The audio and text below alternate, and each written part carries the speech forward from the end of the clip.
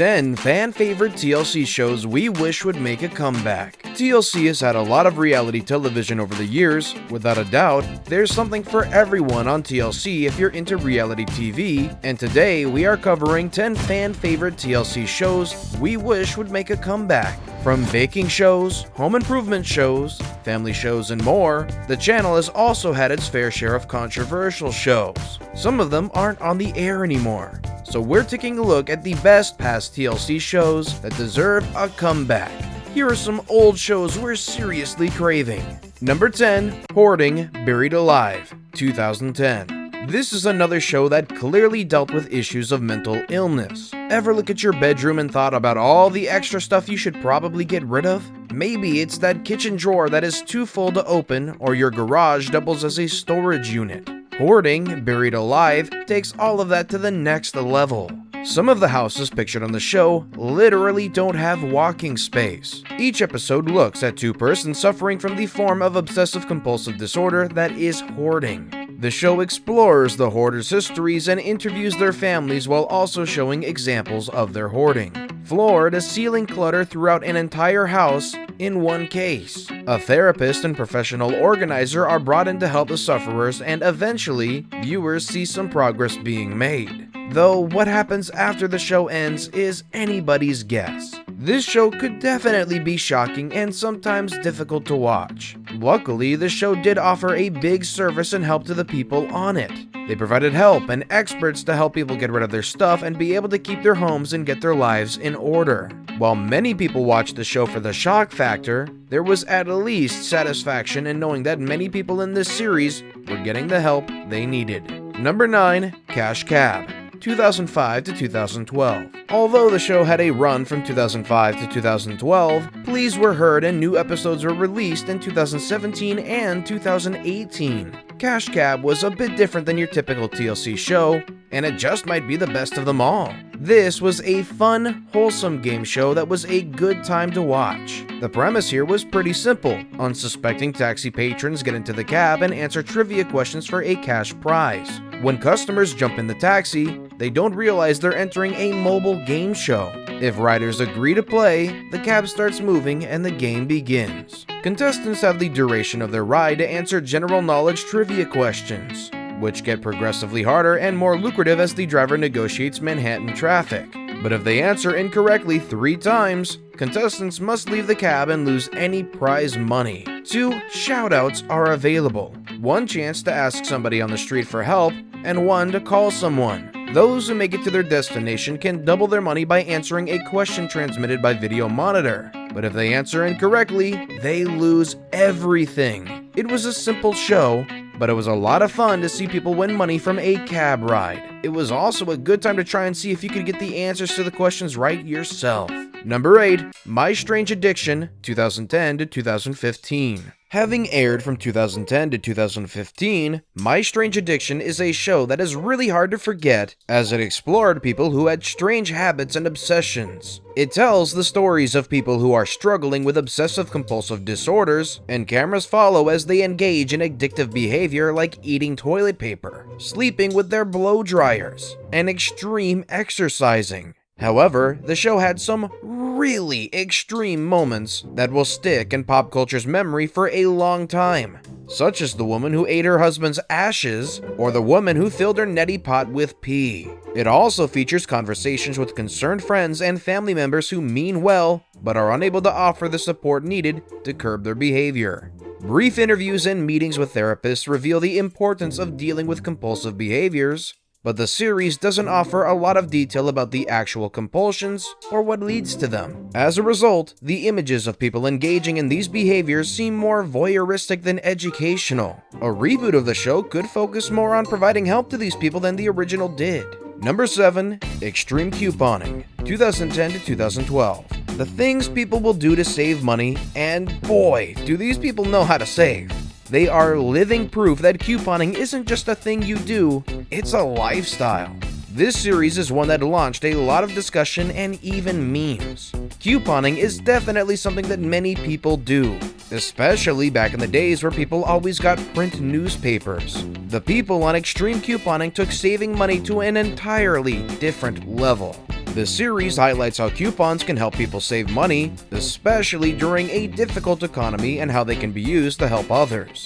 But the series' real draw is the way most of these couponers manage to work this system in order to get thousands of dollars worth of products for free. The sophisticated spaces some of them dedicated to their massive stockpiles of merchandise also adds to the appeal. Some of these people have huge storage rooms full of toilet paper, soap, and food. It's fun, but many of these folks are using coupons as an extreme way of feeding their compulsive shopping habit.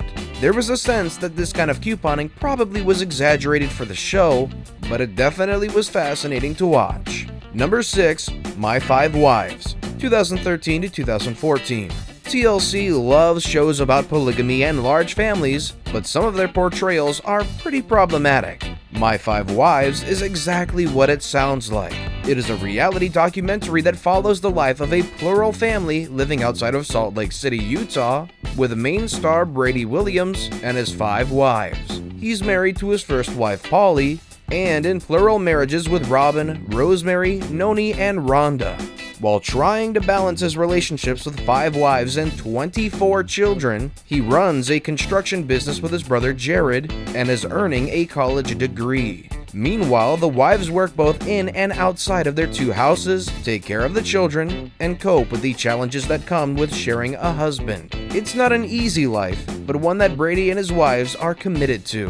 The family on My 5 Wives actually all seem to love and respect each other, and they were very progressive in their values. Maybe this is why the show didn't last too long, as there wasn't nearly as much drama as on some of their other series, and only made it to 2 seasons. But it definitely deserves more seasons than it got. Number 5. A Baby Story, 1998 to 2010. This is an older series that is a bit different than many of the others on this list. Its differences come from the fact that this show was made before the channel took a turn into more shocking kinds of reality television programming. Each episode of A Baby Story follows a couple as they prepare for their baby's arrival, from pregnancy to the baby's delivery. Viewers learn a little about each couple's background, and the parents-to-be share their emotions about the upcoming event. Often, it's excitement mixed with a bit of anxiety. The camera captures the thrilling, nerve-wracking moments leading up to the baby's delivery, allowing viewers to witness the baby's first cry after emerging from the womb and the joy and relief on the parents' faces when everything turns out okay. It was a pretty formulaic show and somewhat comforting. If you like babies and parenthood shows and a realistic portrayal of becoming a parent, this was a show you would have loved. Number 4. LA Ink, 2007 to 2011. This series is the one that really kicked off the obsession with tattoo television shows. LA Ink followed Kat Von D as she opened a tattoo shop in Los Angeles. Her shop became extremely popular, and the characters on the show had a lot of drama to keep viewers interested. While Kat Von D isn't a figure without controversy, the show was a lot of fun. Seeing the different tattoos people got was the best part of the show. Clients getting body art share the reasons for their choices, as their stories can be both sad and inspiring. The talented woman, whose tendencies to dress in revealing clothes, gives LA Ink a racier feel and boasts a variety of specialties, from pinup images to portraits to colorful floral displays. Number 3. Trading Spaces, 2000 to now. Trading Spaces was a show people loved when it aired. Looking back on it now, many of the makeovers were pretty outlandish and even bad, but it was always exciting to see how the rooms would turn out. Everyone loved the host Paige Davis, and the premise of the show was fascinating. In each episode, 2 pairs of friends or neighbors traded places to redo one room in each other's home on a $1,000 budget. Aided and abetted by 1 designer and 1 carpenter per home, they demolish, paint, purchase, refurbish, and accessorize for 2 days. Meanwhile, they have no idea what's happening at their own home.